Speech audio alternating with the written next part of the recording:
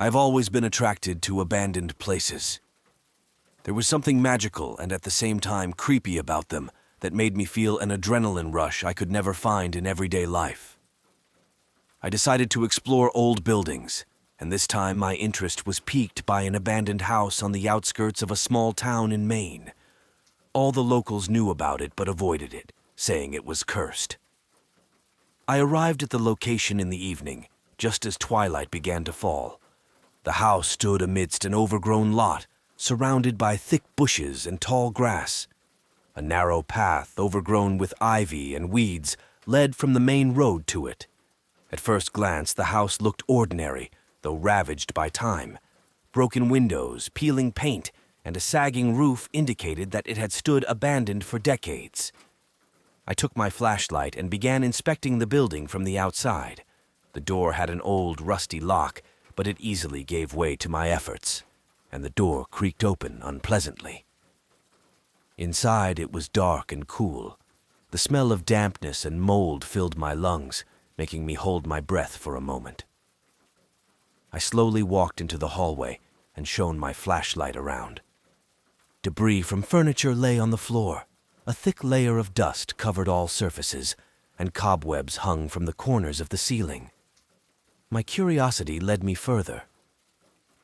I entered the living room, where old, shabby chairs and a sofa covered in torn fabric still stood. A large painting hung on the wall, depicting a family portrait. It showed a man, a woman, and two children, a boy and a girl. Their faces were worn, and I felt a strange unease looking at them. I continued to explore the house, moving from one room to another. Each one seemed more neglected and dilapidated than the last. In the kitchen, old, rusty appliances stood, and the floor was covered with broken dishes. I picked up one of the plates and saw that it was stained with dried blood. My hand trembled, and I carefully set the plate back down. All these findings gave me an eerie feeling, but I couldn't stop. My curiosity overcame my fear. I climbed the creaky stairs to the second floor where the bedrooms were. In one room there was a large bed with torn bedding, and next to it an old dresser with a broken mirror. In the reflection, I noticed something strange. For a moment it seemed like someone was standing behind me. I turned sharply, but no one was there. I moved on to the next room, which was a children's bedroom. The walls were adorned with faded drawings, and old toys lay scattered on the floor. I bent down to examine one, a small doll with faded eyes. At that moment, I heard a faint sound, like a whisper. It came from behind the wall, and I decided to follow it. The sound led me to the door to the basement. I hesitated, but eventually decided to go down. The stairs creaked under my feet, and each step echoed in the darkness. The basement was dark and damp, and my flashlight was the only source of light. Old furniture, boxes of belongings, and a lot of trash lay on the basement floor. I approached one of the boxes and opened it. Inside were old photographs of the same family I had seen in the painting. Their faces seemed familiar, but I couldn't remember where I had seen them before. Suddenly I heard another sound, this time louder. It was a knock, as if someone was knocking on the door. I turned around and saw that the basement door was closed. My heart started to beat faster, and I ran to the door, trying to open it, but it wouldn't budge. Panic engulfed me. I started banging on the door and shouting, hoping someone would hear me. But there was no response. Only silence and darkness surrounded me. I felt something cold and sticky touch my hand. I lifted my flashlight and saw that the entire basement floor was covered in blood. My legs gave way, and I fell to my knees. At that moment, I heard the same whisper, now directly in my head. It told me I would never leave this house. I remembered the family in the painting and realized they had also fallen into this trap. But then I remembered my phone. With trembling hands, I took it out of my pocket and turned on the screen. To my surprise, there was a weak signal, but it was there. I immediately dialed 911 and screamed my location, trying to stay calm. The operator on the other end said help was on the way. Time dragged unbearably slowly. I sat in the basement, trying to focus on anything to avoid hearing that terrible whisper. Finally, I heard the sounds of sirens. They came closer and closer until they stopped near the house. Then I heard someone breaking down the door. Flashlight beams penetrated the basement, and I saw the silhouettes of police officers. They quickly ran to me, lifted me to my feet, and led me out of the basement. I was saved. They took me to the hospital, where doctors examined me and said I was fine, though deeply shaken. The police conducted an investigation, but found no traces of other people in the house. They said I might have imagined it all due to stress and self-suggestion, but I know it was real. I felt that whisper, saw those photographs, and the blood on the floor. I was saved only because I managed to call 911 at the last moment. Since that day, I never dared to enter abandoned houses again. That experience changed me forever. My name is Jonathan, and I never believed in ghosts or paranormal phenomena until I encountered what happened last summer. This story changed my life and beliefs forever. It all started when I decided to spend my summer vacation in the rural area of Maine, where my parents left me an old farmhouse. It stood on the edge of a forest, far from any civilization, and I thought it was the perfect place for peace and solitude. Upon arriving at the house, I noticed that it looked quite neglected. The wooden boards on the windows were cracked, the paint had peeled off, and weeds were growing around it. But this didn't scare me, as I knew it would require a bit of repair. After leaving my things in the room, I started inspecting the house. The feeling of unease came immediately after I entered inside. There was a strange smell of oldness and mold in the air. The first thing I decided to check was the basement. As I descended the creaky stairs, I felt a chill that went right through me, even though it was hot outside. The basement was filled with old furniture and boxes, but what scared me the most was the old cradle in the corner. It was rocking back and forth, although there was no draft in the room. I quickly went back upstairs, trying to convince myself that it was just my imagination.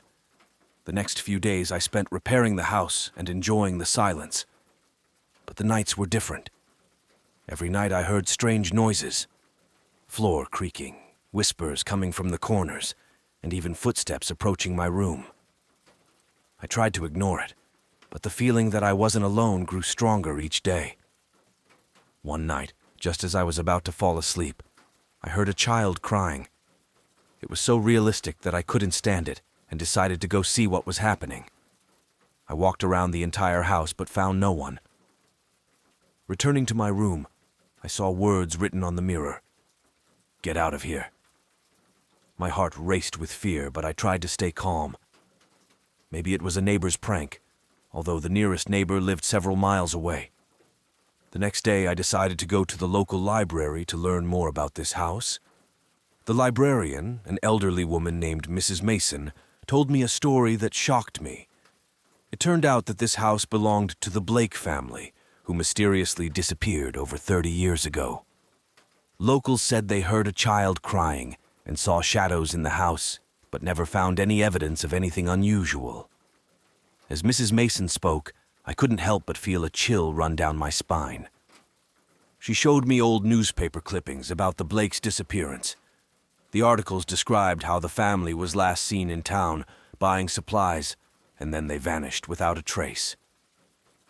The police conducted a thorough investigation, but no leads ever surfaced. The house was left abandoned, a grim reminder of the family's fate. Returning to the house, I felt like I was stepping into a different world. The walls seemed to close in on me, and every creak of the floorboards sounded like a whisper.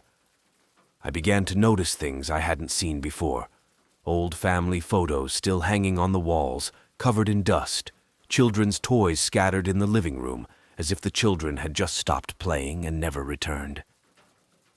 The sense of abandonment was overwhelming. Every night was horrifying. One time, waking up from a terrible scream, I saw my bedroom door slowly opening. There stood the silhouette of a child. He reached out to me and whispered, "Help us." I was frozen with fear, not knowing what to do. The child disappeared as suddenly as he had appeared, and I was left alone with my thoughts. I decided it was time to act. The next day I found a local priest who agreed to come and bless the house. When he entered, the air became even heavier. The priest began reading prayers, and I felt the walls of the house seemingly closing in on me. At that moment I saw them, the ghosts of the Blake family. They stood around, their faces expressing indescribable sadness. The child I had seen earlier approached me and said, "You must find our bodies. We cannot leave this place until we are properly buried." I felt terrified, but understood that this was the only way to free them. After several days of searching, I found an old well behind the house. Opening it, I saw the remains of the Blake family. It was a terrifying and dreadful moment, but I knew I had to finish what I started. I called the police, who confirmed that these were the missing Blakes. After the funeral, the ghosts disappeared, and the house became quiet. But even after the bodies were found and given a proper burial, the eerie atmosphere of the house did not entirely lift. I still felt watched, the hairs on the back of my neck often standing on end. One evening, while sitting in the living room, I heard the faint sound of piano music.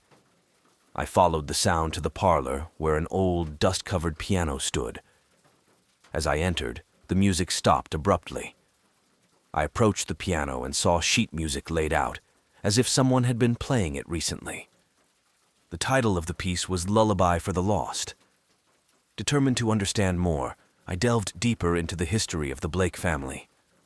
I learned that the mother, Elizabeth Blake, was a talented pianist who used to play for her children every evening. The more I uncovered, the more I realized that the spirits of the Blakes were not malevolent. They were trapped in a cycle of their last moments, unable to move on without help. I reached out to a paranormal investigator named Mark, who had experience dealing with haunted places. Mark arrived with equipment and a calm demeanor, assuring me that he could help. He set up cameras and audio recorders throughout the house, hoping to capture evidence of the paranormal activity. That night, as we reviewed the footage, we saw clear images of the Blakes. The children played in the living room, Elizabeth sat at the piano, and Mr. Blake stood watching over them, a protective figure. Mark suggested conducting a seance to communicate directly with the Blakes and help them find peace. I was hesitant but agreed, knowing it was the only way to end this haunting. We gathered in the living room, surrounded by candles and holding hands. Mark began the seance, calling out to the Blakes, asking them to join us and share their story. The temperature in the room dropped suddenly, and a cold breeze blew out several candles. We heard faint whispers and felt a presence growing stronger. Elizabeth appeared first, her form faint and shimmering. She spoke through Mark, her voice filled with sorrow. "We were betrayed," she said. "We trusted him, and he took everything from us." Slowly, the story unfolded. A jealous neighbor, envious of the Blakes' prosperity, had poisoned their well. The family had fallen ill and died, their bodies hidden away to cover the crime. Elizabeth begged us to bring the truth to light so they could rest in peace. The next morning, Mark and I went to the local authorities with the new evidence. The neighbor, now an old man, was arrested, and the truth about the Blakes' demise was finally revealed. The community came together to honor the Blakes, and a memorial was erected in their memory. With the truth uncovered and justice served, the haunting finally ceased.